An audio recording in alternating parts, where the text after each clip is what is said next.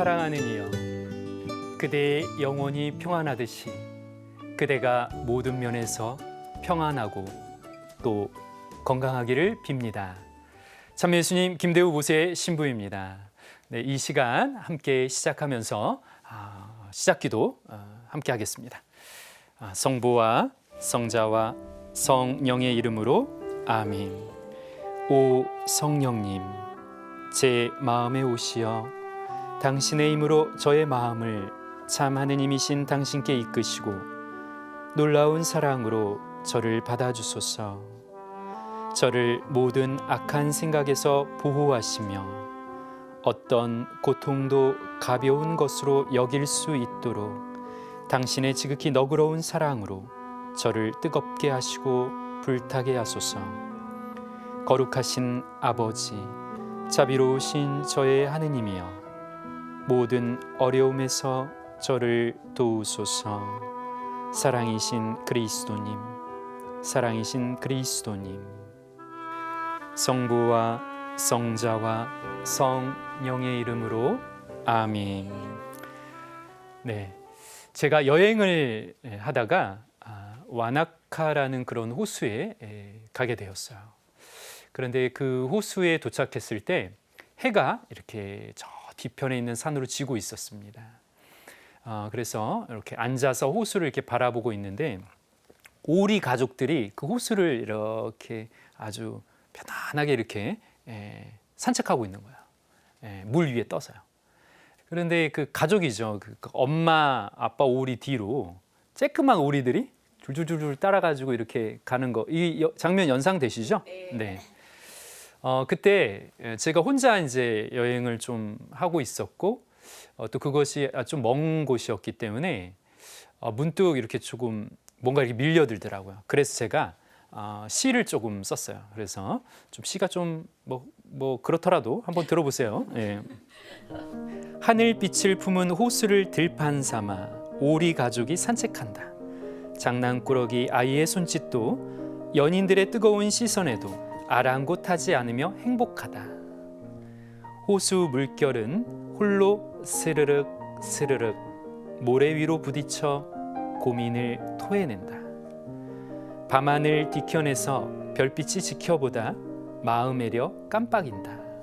어느새 이 집 저 집 여린 불빛만이 스르륵 스르륵 내 마음도 어딘가로 누군가에게로 부딪히고 싶다.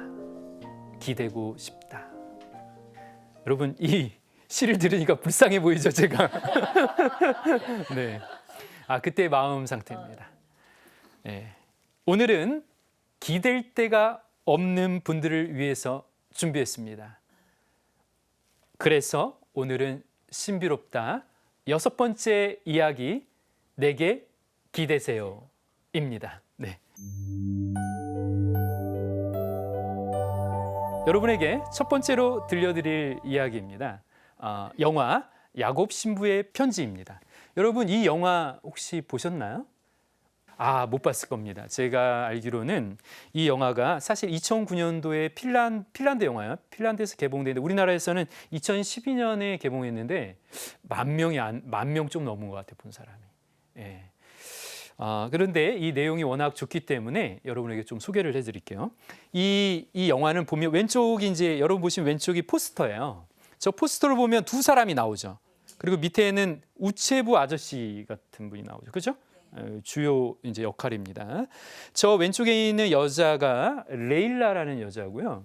저 오른쪽이 주인공인 야곱 신부입니다. 두 주인공이죠. 신부님이죠. 근데 저 레일라는 사실은 살인죄로 종신형을 선고받은 그런 죄인이었죠. 감옥에 갇힌 사람이었어요. 그런데 영화가 시작될 때 이 여자가 감옥에서 사면됩니다. 아마 가석방 됐겠죠. 그래서 12년 동안 복역을 했어요. 그리고 세상으로 나와요. 그런데 법무부 측에서 이 여인이 거처가 없잖아요. 그러니까 어디론가 보내는데 그곳에서 작은 소일거리를 하라고 보내요. 그곳이 어디냐면 야곱 신부님이 머무는 사제관입니다. 재밌어지겠죠. 어떻게 이런 일이 일어났는가. 영화가 흥미진진해집니다. 그래서 야곱 신부님 집에 도착한 이 레일라가 야곱 신부님의 일을 도와야 되는데 무슨 일을 하냐면 야곱 신부님은 눈이 보이질 않았어요. 그래서 야곱 신부님은 보통 수많은 어려움을 겪는 사람들에게 편지를 받았던 거예요. 그래서 그 편지에 답장을 써줘야 됐어요. 왜냐하면 그 사람이 삶을 살다가 너무 힘들고 절망에 빠지거나 역경을 겪으니까 뭐예요? 야곱 신부님이 하느님 말씀으로 위로해 주거나 이겨낼 수 있도록 용기를 북돋아주는 그런 편지를 보냈거든요. 마치 조바니 로톤도의 비호성인처럼, 오상의 비호성인도 그 집에 거기 성지에 방문하면 편지가 엄청나게 많죠? 전 세계에서 온 편지들이요. 이 영화에서도 야곱 신부님이 그런 역할을 한 거예요. 그런데 이 야곱 신부님이 편지를 읽지 못하니까 레일라라는 이 여자분이 그 편지를 대신 읽어주고 대피를 해서 보내줘야 되는 역할을 하는 거예요. 법무부에서는 그걸 원했죠. 자, 그렇게 두 사람의 공생이 시작이 됩니다. 밥도 같이 먹고 도와주죠. 그런데 이 레일라는 이 일이 하기 싫은 거야. 그래서 막 편지를 버리기 시작해요. 그래서 나중에는 편지가 안 오게 되면서 뭐예요? 야곱 신부님은 할 일이 없어진 거야. 다시 말하면 성직자로서의 할 일이 없어진 거야. 가톨릭 성직자가 해야 될 일이 뭡니까? 아프고 눈물 흘리고 역경에 처한 사람들에게 어떻게든 뭐예요? 하느님의 사랑을 전해줘야 될 사람 아닙니까? 근데 그것을 어떻게 해요? 막으니까 일부러 막은 거예요. 그러니까 뭐예요? 야곱 신부님이 굉장히 병들어갑니다. 시리하죠. 시리에 빠지죠. 근데 이런 모습을 지켜보다가 이 레일라도 자기도 미안한 거야. 가만히 보니 야곱 신부님이 너무 좋은 분인데 너무 미안. 그리고 우체부 아저씨도 이 사실을 알게 되면서 레일라한테 뭐라고 그러죠. 그때도 끄떡 안 하고 그냥 버렸다고요. 그냥 안 왔다고, 편지 안 왔다고 그러면서 읽어주고 편지 쓰기 싫으니까. 근데 이 야곱 신부님이 힘들어하고 아파하는 모습을 보면서 레일라가 마음을 고쳐먹게 돼요. 그런데 편지가 왔다고 해서 편지를 읽어주려고 하는데 편지가 이제 안 오는 거예요. 그런데 어느 날 야곱 신부님에게 편지가 왔다고 하면서 편지를 읽어주려고 하는데 그 편지에 아무것도 없는데 누구 이야기를 전해주는 거예요? 자기 이야기를 하는 거죠. 그 편지 내용을 제가 여러분께 이제 들려드릴게요. 누가 나 같은 사람을 용서할 수 있겠어요? 이렇게 시작합니다. 야곱 신부님, 당신은 종종 하느님과 그분의 용서에 대해 말씀하셨죠. 엄마가 날 때렸어요. 언니가 날 보호해 주었어요. 엄마는 화가 났고 언니가 내 대신 맞았어요. 언니는 아기를 때리지 말아요라고 소리쳤죠. 그녀는 내 대신 맞았어요. 난 어른이 되고 점점 힘이 세졌고 스스로 보호하는 법을 배웠어요. 그런데 언니는 또 다른 학대자를 만났어요. 그녀의 남편이 언니를 때렸어요. 어느 날 언니 집에 갔어요. 언니가 맞는 걸 보았어요. 밖에 숨어 보고 있었죠. 점점 화가 났고 집 안으로 들어가 칼로 그를 찔렀어요. 내가 그를 죽였어요. 난 언니를 위해 좋은 것을 원했어요. 누가 나 같은 사람을 용서할 수 있겠어요? 이렇게 자신의 이야기를 편지가 왔다고 하면서 읽어줍니다. 야곱 신부님은 아셨던 것 같아요. 그래서 이름을 불러줍니다. 레일라 스탠. 이 여자의 이름이죠. 사람에게 불가능한 것이 하느님께는 가능해요. 이렇게 말을 답해줍니다. 이 답변은 뭐에 대한 답이에요? 누가 나 같은 사람을 용서할 수 있겠어요? 여기에 야곱 신부님은 어떻게 대답한다고요? 답장을 쓴 거죠 지금? 사람에게 불가능한 것이 하느님께 가능해요 라고 한 거죠. 그리고 나서 야곱 신부님이 일어나가지고 잠깐 일어나서 어딘가에서 줄 게 있다고 하면서 편지 뭉치를 가지고 와요. 네. 그 편지 뭉치를 여기 보면 가져와서 이 레일라에게 전해줍니다. 이 편지는 레일라의 친언니가 야곱 신부님에게 보냈던 편지입니다. 네. 재밌죠? 네. 자신이 사랑하는 동생과 연락할 수도 없고 만날 수도 없는 고통을 담고 있는 편지들이에요. 그러면서 야곱 신부님께 뭐라고 하냐면 그 언니가 내 동생의 사면을 위해서 힘써달라고 청하는 편지입니다. 그 편지 다발을 뭐예요? 지금 레일라한테 전해줍니다. 예. 그 편지를 레일라가 이제 열어봅니다. 열어서 하나를 읽습니다. 지금 열어서 읽는 그 화면이죠. 제가 이걸 여러분께 들려드릴게요. 지금 마음 단단히 각오하셔야 돼요. 요셉 신부님께 똑같은 내용을 또 보내는 저를 용서해 주세요. 저는 제 동생에 대해 생각하는 것을 멈출 수가 없어요. 그녀는 내 고통을 본 유일한 사람이에요. 감옥에 있는 그녀에게 연락했지만 저를 만나주지 않아요. 제가 보낸 편지는 읽지 않고 반송되었어요. 우리가 다시 만날 수 있을지 모르겠어요. 저의 하나뿐인 여동생이 없으면 전 정말 혼자예요. 신부님께 의지하며 도움을 청하는 이유예요. 도와주세요. 그녀가 잘 지낸다는 소식만 알아도 저는 행복할 것 같아요. 비로소 마음의 평화를 누릴 거예요. 리자 스탠. 이 편지를 읽는 레일라는 눈에서 닭똥 같은 눈물을 펑펑 쏟아냅니다.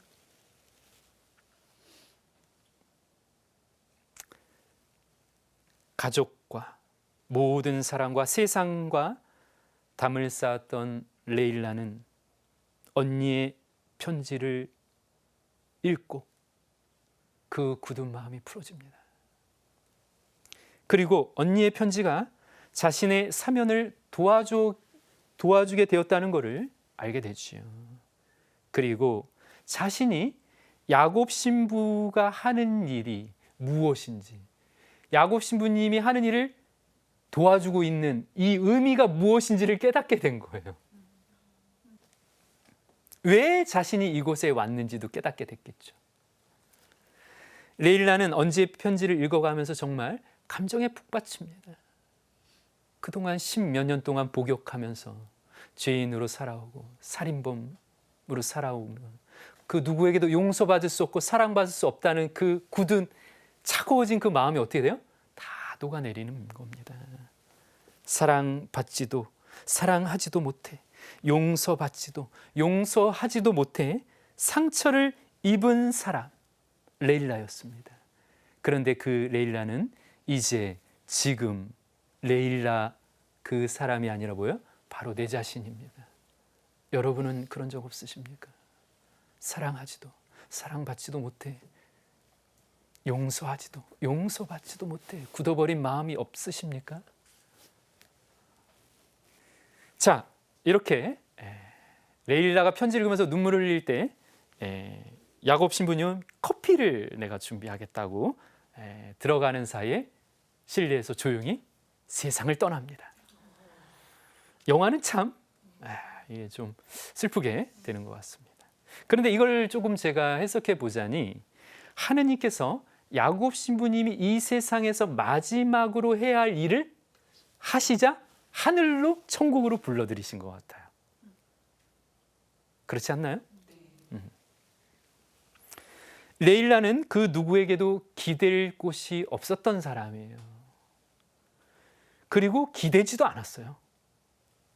감옥에서 사면되었지만 언니에게도 연락할 수 없었죠.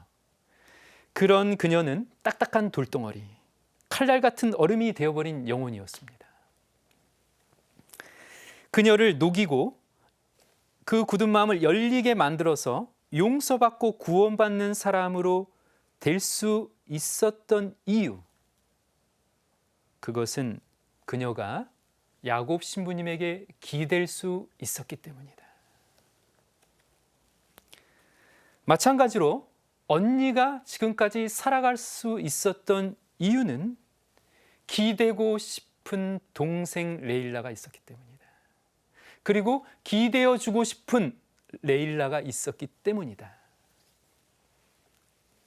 기댄다는 것은 편안히 마음을 열 수 있는 그런 상태라고 저는 이렇게 해석하고 싶습니다. 여러분, 편안히 마음을 열고 아무 말 하지 않아도 기댈 수 있는 사람이 있습니까? 있다고 한다면 여러분의 인생은 성공한 인생입니다. 많은 거 욕심내지 마십시오. 기댈 사람 하나 있으면 성공한 사람입니다. 이 영화에 가장 인상적인 장면이 있습니다. 아주 제가 좋아하는 장면인데 바로 이 장면입니다.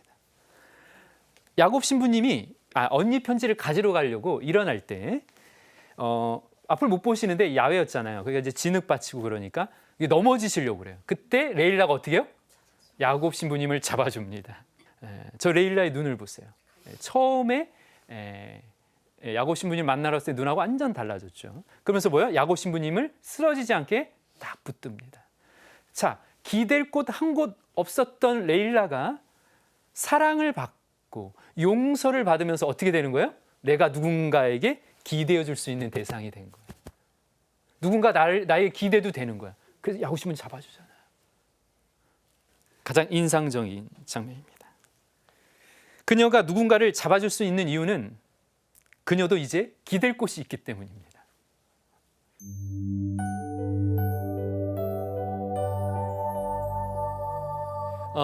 로마 그 대전차 경기장 그 맞은편에 아벤티노 언덕이 있어요.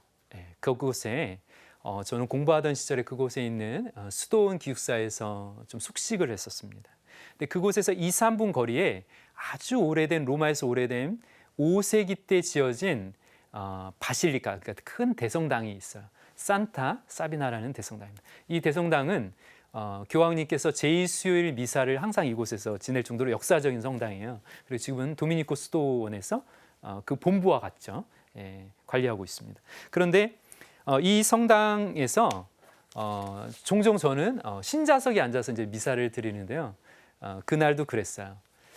그런데 그때는 제가 마음이 조금 뭔가 상실감, 깊은 어떤 상실감에 좀 쌓여 있었던 데입니다. 왜냐하면 제가 한국에서 아버지 장례식을 치르고 돌아온 지 얼마 안 됐거든요.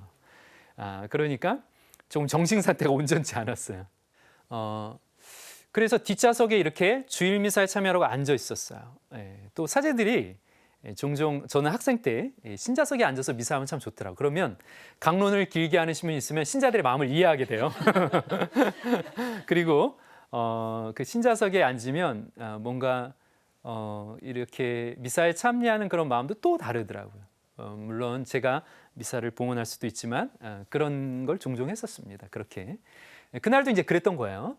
그런데 여기 화면을 보시듯 되게 아름답죠. 저게 산타 사비나 성당인데요. 그날 오전에도 저 왼쪽 스테인 글라스로 뼈시 이렇게 스테인 글라스를 이렇게 통과해서 아주 아름다운 분위기가 있었던 그런 오전이었어요. 그때 저 오른쪽 통로 지금 잘 안 보이시는데 저 그 기둥 있죠? 기둥 쪽 오른쪽에 이제 통로예요.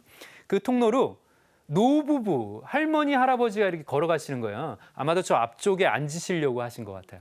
그런데 자세히 제가 뒤에 앉아서 이렇게 지켜보니까 할머니가 잘 못 걸어. 내 생각에 할머니가 좀 더 아프신 것 같아요. 그래서 할아버지가 할머니를 딱 이렇게 부축을 해서 모시고 가는 거예요. 자세히 그 모습을 봤죠. 이제 미사 시작되기 전이니까 오르간 소리도 이제 좀 나고 준비하고 있잖아요. 그런데 할머니를 할아버지가 앉혀주는 거예요. 근데 할머니가 힘이 없어. 힘이 없으니까 뭐 몸이 이렇게 기울어지는데 그때 할아버지가 뭐예요? 어깨를 딱 가져가는 거예요. 그러니까 어떻게 해요? 뒤에서 보면 뭐예요? 할아버지가 할머니를 이렇게 어깨로 받치고 있는 모습이죠. 그려지시나요? 네. 그것을 뒤에서 보는데 너무 아름답더라고요. 왜 그때 그랬냐면 제가 아버지를 장례 미사를 하고 온 지 얼마 안 됐을 때잖아요. 그리고 저는 지구 반대편에 와서 가족들이 그립던 상태였어요. 그러니까 아마 더 그랬던 모양이에요. 근데 그 미사를 봉헌하면서 보니까 그 성체를 모시러 가는데도 할머니를 부축해서 성체를 모시도록 도와주시더라고요. 자, 그렇게 해서 미사가 잘 끝났습니다. 저는 뒤에 있다가 제 시선은 어디에 머물러요? 그 할머니, 할아버지에게 머뭅니다. 할머니, 할아버지가 다시 통로를 향해서 나옵니다. 그때 저는 일어서서 할머니, 할아버지에게로 빠른 걸음으로 가기 시작해서 저도 모르게 두 분을 안아버렸다. 할머니, 할아버지는 아주 놀랬죠. 네, 아주 놀라셨죠. 그 진정이 된 다음에 제가 신원을 말씀드렸어요. 저희 앞에 수도원에 기거하고 있는 신부입니다. 저는 한국에서 왔고 여기서 공부하고 있습니다. 근데 제가 얼마 전에 그런 상을 치렀고 부모님이 너무 생각이 나서 저도 모르게 두 분의 손을 잡고 좀 안아드리고 싶었다. 이러니까 어우 그러냐고 그러면서 저를 이렇게 등을 이렇게 다독여 주시는 거예요. 그 깨달은 게 있습니다. 가족이란 서로 기대어주는 사람들이다. 한 사람이 힘이 없어서 이렇게 쓰러질 때 이렇게 가서 기대어주는 사람이다. 그게 가족입니다. 그리고 뭐예요? 등을 토닥거려주는 사람이다. 그게 가족이다. 여러분, 남편이 사업에 실패하거나 실직했더라도 이제 우리 어떻게 살 거야? 당신 무슨 자격증 준비하는 거 있어? 이렇게 얘기하면 안 돼요? 어떻게 해요?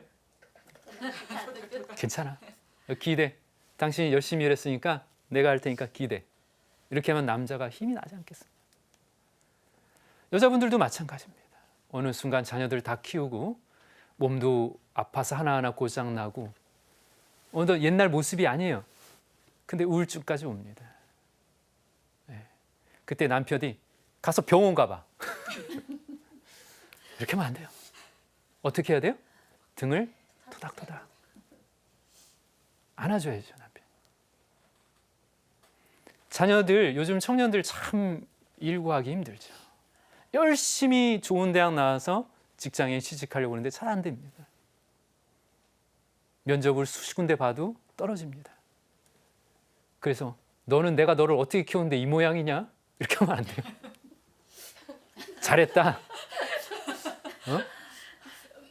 그렇게 열심히 하다 보면 언젠가는 될 거야. 등을 토닥토닥 해야죠. 성부와 성자와 성령께서도 서로 기대어서 구원 사업을 이루셨다. 그래서 예수님이 세례받을 때 어떻게? 이는 내 사랑하는 아들, 내 마음에 드는 아들이다. 이렇게 말씀하셨습니다. 지금 우리는 서로 기대면서 서로 기대어주면서 살아가고 계십니까? 네, 여러분께 시 한 편 소개해드리고 싶습니다. 비스듬이라는 제목의 시인데요. 정현종 시인이 쓴 시입니다. 생명은 그래요. 어디 기대지 않으면 살아갈 수 있나요? 공기에 기대고 서 있는 나무들 좀 보세요. 우리는 기대는 데가 많은데 기대는 게 맑기도 하고 흐리기도 하니 우리 또한 맑기도 하고 흐리기도 하지요. 비스듬이, 다른 비스듬이를 바치고 있는 이요. 서로 그 노부부가 이렇게 서로 기대어 있는, 그죠? 그 서로 기대려면 어떻게 해요? 내가 꼿꼿이 있으면 안 돼. 어떻게 해요? 서로 비스듬히 있어야 됩니다. 비스듬히. 생명은 그래요. 어디 기대지 않으면 살아갈 수 있나요? 너무 공감이 가죠? 네, 세 번째 이야기입니다. 여러분도 TV에서 보셨을지도 모르겠습니다. 저는 2016년 11월 13일 한 공영방송에서 방영된 강연 백도시 예, 거기에서 그걸 계속 늘 보지는 않는데 우연찮게 이걸 봤는데 그때 마침 이 이야기가 나와서 제가 큰 감명이 받아서 여러분께 소개해 드립니다. 이 강연에 나온 주인공은 내가 살아가는 이유라는 주제로 강의를 하는 이효진 씨였어요. 근데 이분은 이미 아이를 키우는 그런 엄마였는데요. 근데 살아온 삶이 아주 좀 특별합니다. 2살 때 주전자에서 뜨거운 물이 이 이효진 씨 얼굴로 떨어진 거예요. 그래서 뭐예요? 3도 화상을 입으면서 여러 번의 수술을 하게 됩니다. 근데 그녀가 겪었을 고통이 엄청나게 컸겠죠. 더구나 여자였잖아요. 근데 한 번은 이분이 직접 이 강의 때 얘기하는데 어린 시절에 주산 시험을 보러 갔대요. 주산 있잖아요. 그 시험을 보는데 옆에 앉아야 될 아이가 울면서 도망갔다는 거야. 왜 그랬겠어? 많은 사람들이 이효진 씨 얼굴을 보면 파충류 같다, 괴물 같다 그랬다는 거예요. 이 어린아이가 얼마나 큰 상처를 받았겠어요. 이효진 씨가. 자기 얼굴이 남이 나를 보고 울고 갈 정도, 도망갈 정도의 얼굴이었다는 걸 그 어린 시절에 알게 됐으니 그때부터 굉장히 절망에 빠지게 됐죠. 그런데 어머니 때문에 살아간 거예요. 어머니가 지극정성으로 이 이효진 씨를 돌보고 사랑했습니다. 그런데 이제 성장해서 캠퍼스에 이제 대학 캠퍼스를 갔더니 거기에 자기랑 나이가 비슷한 그런 여자아이들이 어떻게 해요? 원피스 입고 뽐내고 돌아다니는 거지. 그런데 이효진 씨는 그 어렸을 때부터 그 트라우마가 있잖아요. 괴물이다, 파충류다 이런 소리도 많이 들어왔고 그러니까 누구한테도 선뜻 이렇게 예를 들어서 어떤 좋아하는 남자한테 선뜻 이렇게 할 수가 없는 그런 게 있잖아요. 그러면서 더욱더 절망에 빠졌다는 거예요. 세상과 담도 쌓고 그리고 결국 극단적인 선택을 했대요. 병원에서 사경을 헤매다가 겨우 눈을 뜨게 됐는데 앞에 부모님이 있더랍니다. 그래서 의식을 찾고 나서 엄마 아빠가 이렇게 얘기했대요. 네가 죽으면 나도 죽는다. 그래서 이효진 씨가 그때 엄마 아빠를 위해서 살아야겠다고 그렇게 결심을 하면서 열심히 공부를 했대요. 자, 대학을 졸업했어. 그래서 취직을 하려고 하는데 수십 번 떨어지는 거예요. 채용이 안 되는 거예요. 거기에 좌절하지 않고 어떻게 더 공부를 열심히 해서 뭐예요? 대학원을 인테리어 디자인을 전공하는 대학원에서 훌륭히 그 과정을 마쳤답니다. 그리고 뭐예요? 전국대 입상도 했대요. 예. 그리고 나서 어떤 기업체에서 이 이효진 씨를 채용을 하게 됩니다. 그때부터 이렇게 삶이 좀 풀리게 되고 성공을 하게 되는 거죠. 그러면서 책도 쓰고 일도 하고 이렇게 된 거예요. 그런데 어느 날 어떤 남자가 이 이효진 씨가 쓴 책을 보게 됩니다. 읽게 됩니다. 그러면서 반하게 되는 것이죠. 그리고 이 이효진 씨에게 연락을 해요. 식사를 같이 함께 했으면 좋겠다. 이때만 해도 이효진 씨는 사실은 좀 의심을 했대요. 그러나 사람을 만나보는데 너무나 진실한 사람이었다는 거예요. 결국 두 사람은 결혼에 골인을 합니다. 그리고 뭐예요? 아이를 2명 낳은 아주 아름다운 가정을 꾸리게 되죠. 그리고 이 강의에 나온 거예요. 그러면서 이렇게 말씀해요. 이제부터가 이 에피소드를 얘기하는 저의 그 이유인데요. 어느 날 이 아이가 이 엄마한테 이렇게 했대요. 엄마는 너무 아름답고 예뻐요. 멋져요. 이렇게 얘기했대요. 그동안 수십 년 동안 그 이 이효진 씨한테 사람들이 뭐라고요? 뭐 정말 입에 담지 못할 말들을 했는데 자기가 사랑하는 그 자녀들이 뭐라고요? 엄마 너무 예뻐요. 멋져요. 이렇게 얘기했대요. 그리고 그 강의를 하던 그 당시 2013년도 그때 아들이 이렇게 얘기했대요. 엄마는 너무 아름답고 예뻐요. 그리고 엄마, 지구는 너무 아름다워. 이렇게 얘기했대요. 그러니까 지구는 너무 아름답다는 거야. 그러니까 이 엄마가 이효진 씨가 이 아들한테 왜? 이렇게 물었다는 거야. 예, 그러니까 이 아들이 뭐라고 대답하냐면 지구에 우리 엄마가 있으니까 이렇게 얘기했다는 거야. 바로 그때 이효진 씨가 어릴 적부터 세상과 담을 쌓고 수많은 사람들에게 상처받은 이 모든 것들이 어떻게 다 녹아내리더라고요. 내가 사랑하는 그 사람에게 이런 말을 들으면 돼요. 여러분, 우리 말로만 하지 말고 오늘 이렇게 해야 됩니다. 여러분, 오늘 이 어두운 스튜디오가 너무 아름답습니다. 왜라고 질문해야지. 이 스튜디오에 여러분이 있으니까요. 네. 어떻게 좀 마음 따뜻해집니까? 네. 받기만 하면 안 돼요. 줘야 됩니다, 저한테. 네, 여러분이 이제 하셔야죠, 이제. 네, 여러분, 이 스튜디오, 오늘 이 시간이 신부님 너무 아름답고 행복하네요. 이렇게 저한테 하셔야 돼요. 빨리 해봐요. 네, 지금 이 시간이 너무 아름답고 행복합니다. 그러면 제가 이렇게 대답해야 돼요. 왜요? 너무 괜찮습니다. 자, 지금 이 프로그램을 시청하시는 여러분들 지금 가정에서 바로 하시기 바랍니다. 네. 이효진 씨는 어린 시절부터 받았던 상처들을 이 아들의 한마디로 다 치유받았다고 고백했어요.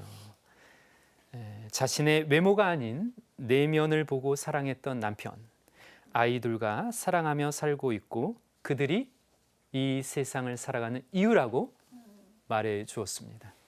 마지막으로 이 강의가 어떻게 마치냐면 이효진 씨가 이런 말을 해요. 절망과 희망에서 절망을 선택하기보다 살아갈 이유 하나를 찾아 희망을 선택하세요.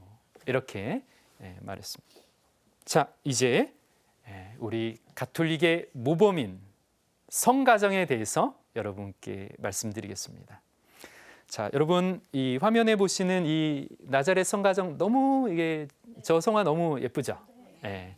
저 성화는 로레토라는 성가정 성지죠. 이탈리아 그 중부에 있습니다. 로레토라는 그 도시에 대성당에 조그만 이렇게 경당들이 있는데 거기에 스페인 경당이 있어요. 거기에 벽화로 이렇게 돼 있는 부분.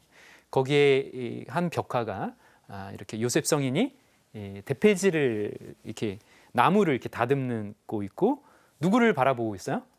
저 성모 마리아님과 소년 예수님을 바라보고 있죠. 성모님은 지금 뭘 하고 계세요? 예? 예, 아마도 성경책을 뭐 시편을 읽거나 예언서를 읽거나 아마 그러셨겠죠. 그리고 어린 예수님 어떻게 하고 계세요? 손을 모으고 있어요. 아마도 나는 이 모습이 너무 이게 참 오래전 성화인데 너무 공감이 갑니다. 천연성체를 준비하는 어린이들에게 엄마가 뭐예요? 기도손을 알려주는 것 같아요. 기도손을 엄지손가락을 이렇게 올려야 되는 거야. 이렇게 하면 안 돼. 이렇게 하는 거야. 이렇게 가르쳐 주는 것 같지 않아요?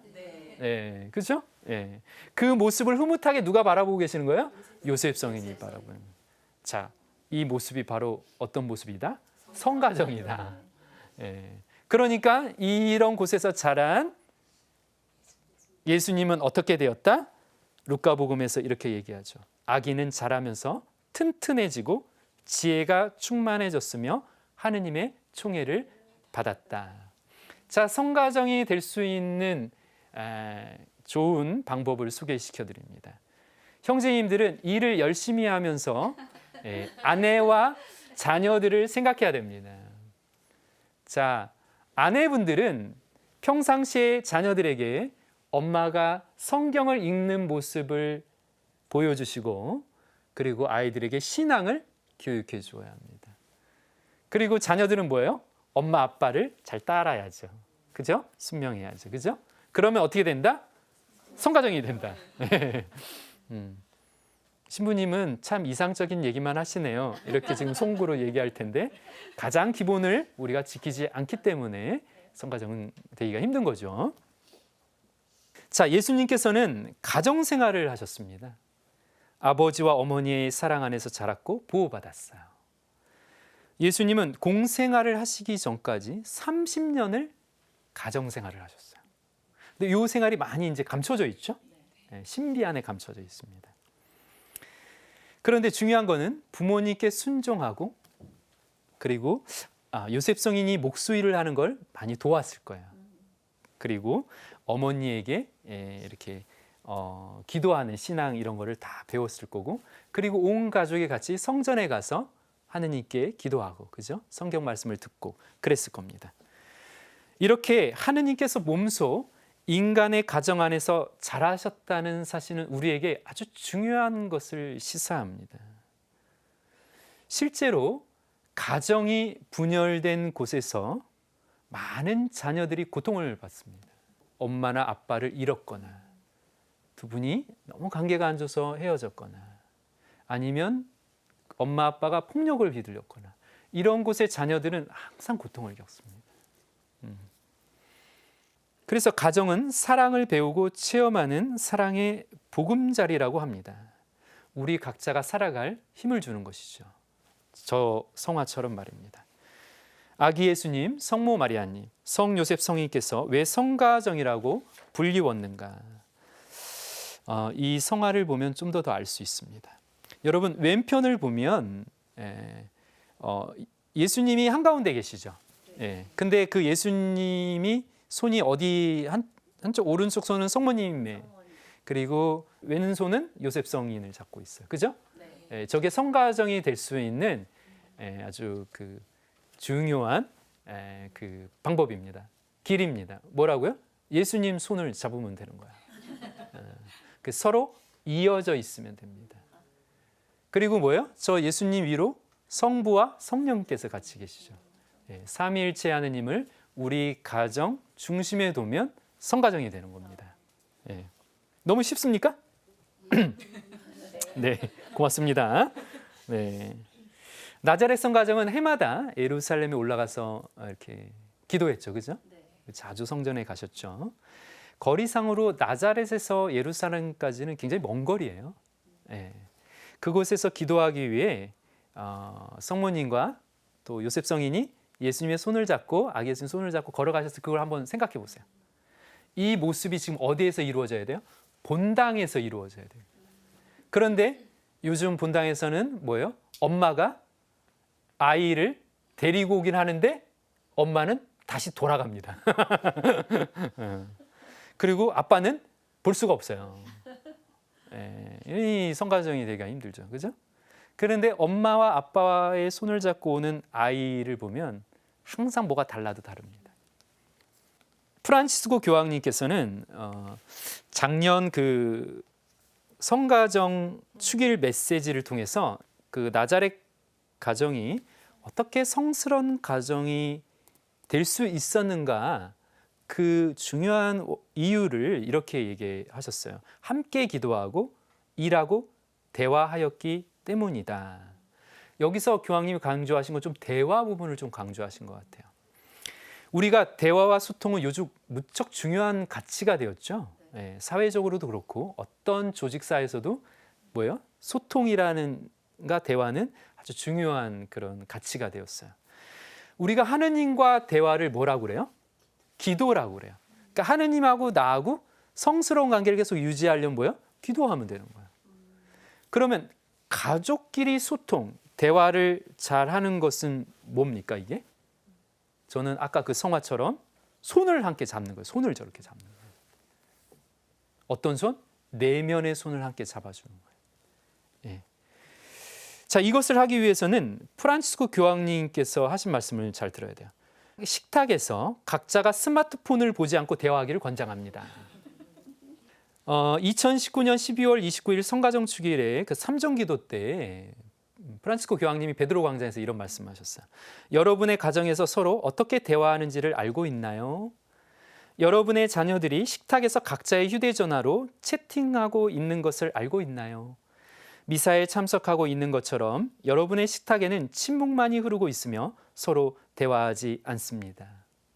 이렇게 말씀하셨어요. 왜냐하면 다 각자가 아빠도 있고 애들도 있고 엄마도 있고, 그지? 이렇게 하고 한다는 거예요. 이게 요즘 우리의 세태가 아닐까. 우리의 그래서 요즘 좀 어려운 시기이지만 가족들이 같이 식사할 때가 많을 겁니다. 이때 많은 얘기를 하셨으면 좋겠어요. 여러분, 독일 철학자인데 한스 게오르크 가다머라는 철학자가 있습니다. 이 철학자가 이런 말을 했어요. 대화란 상대가 옳을 수 있다는 것을 전제로 한다. 내 얘기만 해서 내 얘기만 관철시키지 말라는 거야. 먹어! 내가 만들었으니까 먹어! 이러면 안 돼. 남편도 마찬가지야. 됐고 대화에서 가장 조심해야 되는 게 뭐예요? 됐고. 또 조심해야 되는 거예요? 그게 아니고 이거. 이거 조심해야 돼. 대화란 상대가 옳을 수 있다는 것을 전제로 한다. 이 철학자의 말을 좀 깊이 새길 필요가 있죠. 제가 그 인터넷에서 본 한 대목이에요. 근데 한번 보세요. 오래전에 이제 제가 스크랩을 해서 제가 정확하게 출처는 모르지만 좀 한번 들려주고 싶어서 아내랑 남편이 대화하는 겁니다. 한번 들어보세요. 당신 뭔가 좀 이상하네. 무슨 일 있어? 남편이 얘기합니다. 아무 일도 없는데. 아니야. 뭔가 있어. 여자들은 항상 자신의 직감을 너무 믿어. 남편은 그럽니다. 없어. 나한테는 솔직히 말해도 돼. 얘기할 게 없다니까. 내가 당신을 모를까 봐 그래? 자, 말해봐. 정말 아무 일도 없어. 왜? 무슨 일이 있는지 말하지 않는 거야. 난 당신 아내잖아. 글쎄 아무 일도 없다잖아. 당신 말을 믿을 수가 없어. 그러든지 당신은 늘 그런 식이야. 나는 당신을 도와 문제를 해결하려는데 당신은 그렇게 고집을 부리니. 당신 때문에 방금 지금 뉴스를 못 들었잖아. 이런 일이 가정에서 있는 대화일 수 있다. 여러분 공감이 가십니까? 네. 서로 뭐예요? 지금 딴 생각하고 있으면서 대화 나누는 거야. 각자 스마트폰 보면서 얘기하는 거와 뭐가 다릅니까? 대화란 상대가 옳을 수 있다는 것을 전제로 한다. 이 말과 함께 대화를 나눌 때 그 사람의 근황에 대해서 먼저 물어보시기 바랍니다. 아빠면 아이들에게 오늘 학교 갔다 왔니? 야, 요즘 어떻게 힘든데 수업을 요즘 어떻게 하니? 아유, 우리 딸 장하네. 우리 아들 장하네. 이렇게 좀 근황을 물어봐야 돼요. 그죠? 당신은 오늘 뭐 좋은 일 있었어? 아니야, 나 요즘 힘들어. 어떤 일? 이렇게 물어. 그럼 아내도 뭐야? 남편한테 여보 오늘 힘들었지? 오는데 길 막히지 않았어? 이렇게 물어볼 수 있잖아요. 근황 토크. 할 수 있다. 그래서 먼저 근황을 물어보면 좋습니다.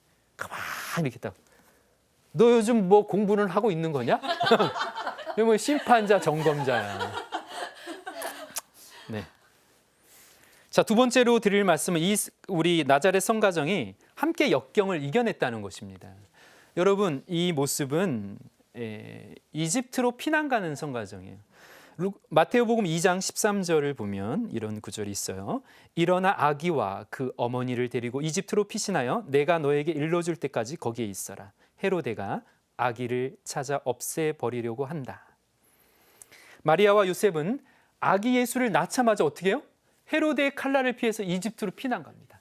이집트가 뭐 여기 명동에서 여기 평화방송사까지 거리 정도예요? 아니야. 제가 이렇게 웹 지도로 검색을 해보니 7, 8일을 걸어가야 되고 한 1000km 가까이 됩니다. 1000km 가까이 돼요. 이렇게 사람이 걸어갈 수 있는 길로 하면.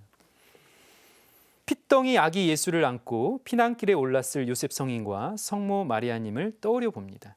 그들은 서로 의지하고 힘을 주었습니다.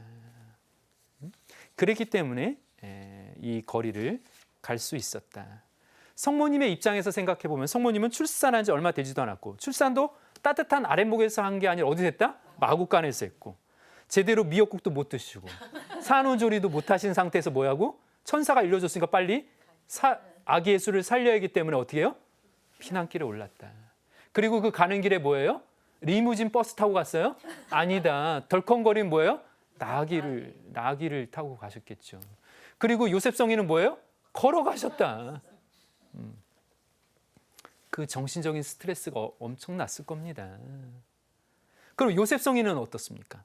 정말 정신없이 산모가 출산한 곳을 찾으러 막 이곳저곳 돌아다니다가 아내가 그 아기 예수를 출산한 곳이 마구간인데 남자로서 얼마나 미안했겠어요.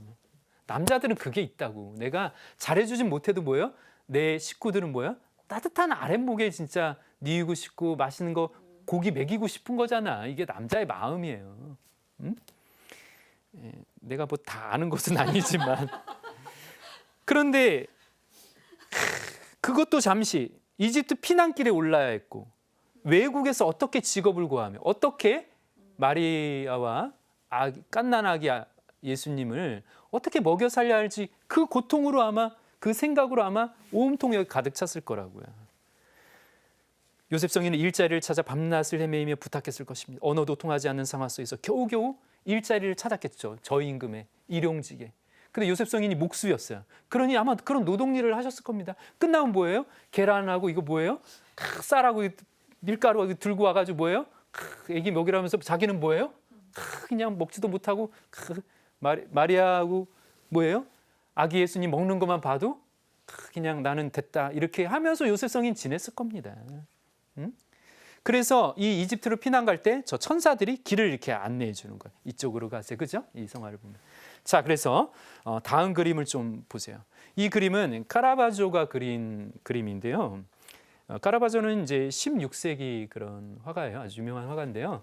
이 그림을 여러분께 소개해 드리고 싶어요. 왜냐하면 저 가운데 그 천사가 지금 바이올린을 켜주고 있죠. 저 가운데를 딱 나눠서 이분 쪽으로 보면 왼쪽을 보면 요셉 성인이잖아요. 근데 저쪽을 보면 저쪽에 있는 나뭇가지들이나 이 땅이나 이렇게 다 건조해요. 메말라 있고 생기가 없어. 그렇죠? 재밌죠? 근데 오른쪽을 보면 성모님은 뭐예요? 지금 너무나 피곤하신 나머지 뭐예요? 아기 예수님하고 서로 기대어가지고 고래 떨어졌어요. 근데 그쪽은 뭐예요? 잎이 싱싱하고 생기가 넘칩니다. 이렇게 나누게 됐어요. 아마도 저곳은 아기 예수님이 성모님으로부터 충분한 어떤 보호를 받고 있고 어떤 그 생명력을 전달받았고 또 아기 예수님이 있는 곳이라 그 생명력이 있는 곳이라고 이렇게 평하는 사람도 있어요. 저 부분에 대해서 미술 평론가들이 이 논쟁을 많이 했습니다. 그런데 중요한 건 뭐냐면 요셉 성인, 제가 보기에는 요셉 성인은 그만큼 고통을 겪었다는 거예요. 그러니까 저 메마른 그 삶을 표현한 거죠. 근데 그 상태에서도 우리가 아기 예수님을 함께 있으면 그것이 풍요롭다는 그런 메시지가 담겨 있는 것은 아닐까. 근데 이 그림을 자세히 보면 아주 흥미있는 대목이 있어요. 저 바이올린을 켜는 저 천사의 바이올린 줄이 하나가 끊어져 있습니다. 지금 잘 안 보입니다. 그래서 제가 손으로만 가릴게요. 끊어져 있는 곳이 이렇게 실로 돼 있어요. 보이시죠? 네, 이게 이 그림의 저는 하이라이트인 것 같아요. 이 그림이 왜 그런 끊어져 있는가? 인생은 온전히 다 갖춰진 상태에서 연주하는 게 아니에요. 연약함 속에서, 실패 속에서, 부족함 속에서도 뭐예요? 우리는 인생의 바이올린을 계속 켜야 되는 거야. 이 의미가 저는 카라바조 저 위대한 화가가 남겨놓은 것이라고 저는 생각합니다. 줄이 끊어졌음에도 우리는 계속 인생을 연주해야 합니다. 헤로데의 칼날이 막 밀려오더라도 우리는 인생을 가야 합니다. 우리 신앙의 여정을 가야 한다. 이 그림은 이제 제가 앞서 얘기한 로레토에 있는 그런 그 스페인 경당 안에 있는 그런 성화라고 그랬죠. 자, 왼쪽 그림은 이미 봤어요, 그죠? 오른쪽 이집트 피난 가는 거죠. 저 그림을 보면 여기가 이제 요셉 성인이시잖아요. 요 요셉 성인의 얼굴을 보면 환하게 웃고 있습니다. 그리고 오른쪽은 아주 흥미로운 좀 희귀한 그림인데요. 저 그림은 요셉 성인이 돌아가시는 거예요. 그때 성모님이 저렇게 위로하고 예수님 오른쪽에서 뭐예요? 저 하늘을 가리키죠. 이제 하늘에서 평안한 안식을 누릴 거라는, 그죠? 이렇게 사셨다는 겁니다. 네. 자, 이 그림은 미켈란젤로가 처음으로 그린 템페라에 그린 최초의 유일한 그림이에요. 제가 알기로. 다 어디 벽화나 이렇게 그렸죠. 그리고 미켈란젤로는 조각을 많이 했죠. 그런데 저는 이 미켈란젤로 이 회화 작품에서 여기서 성가정의 핵심을 알게 됩니다. 서로 어떻게 하고 있어요? 연결되어 있고 예수님을 사이로 뭐예요? 서로 기대고 받쳐주고 있잖아요. 보이시죠? 네, 기대고 받쳐주고 있다. 저는 이 성화가 오늘의 주제를 좀 표현해 줄 수 있지 않을까. 나자렛 성가정은 가족 구성원들이 함께 시련을 겪고 서로 위로하며 서로에게 힘이 되어 주었습니다. 가족은 서로가 가장 어려울 때 가장 큰 힘이 되어주는 존재입니다. 나자렛 성가정은 사랑으로 결속되어 있었고 가정 안에 하느님께 의탁하며 기도하기를 잊지 않았습니다. 예수님께서는 그러한 가정 안에서 태어나시고 자라셨습니다. 그러셨기 때문에 아기 예수님은 자라면서 튼튼해지고 지혜가 충만해졌으며 하느님의 총애를 받게 되셨다. 이제 마무리를 해야 될 시간입니다. 고린도 1서 13장 7절 말씀으로 여러분께 마무리를 좀 하고 싶습니다. 사랑은 모든 것을 덮어주고 모든 것을 믿고 모든 것을 바라고 모든 것을 견디어냅니다. 우리 모두는 기대면서 또 기대어 주면서 살아갑니다. 여러분 중에 아무데도 기댈 곳이 없다면 이 프로그램 게시판에 남겨주십시오. 저라도 기대어 드리겠습니다. 그래도 기댈 곳이 없다. 그러면 오늘도 여러분을 기다리는 성체 앞에 감실 앞으로 가십시오. 예수님이 여러분에게 예수님의 품을, 예수님의 어깨를 이렇게 빌려드릴 것입니다. 기다리고 계십니다. 마지막으로 여러분 주변에 어려우고 힘들고 또 역경을 만나고 외롭고 혼자 있다고 생각하고 절망에 빠진 사람이 있다면 이렇게 말해 주었으면 좋겠습니다. 내게 기대세요. 감사합니다. 네.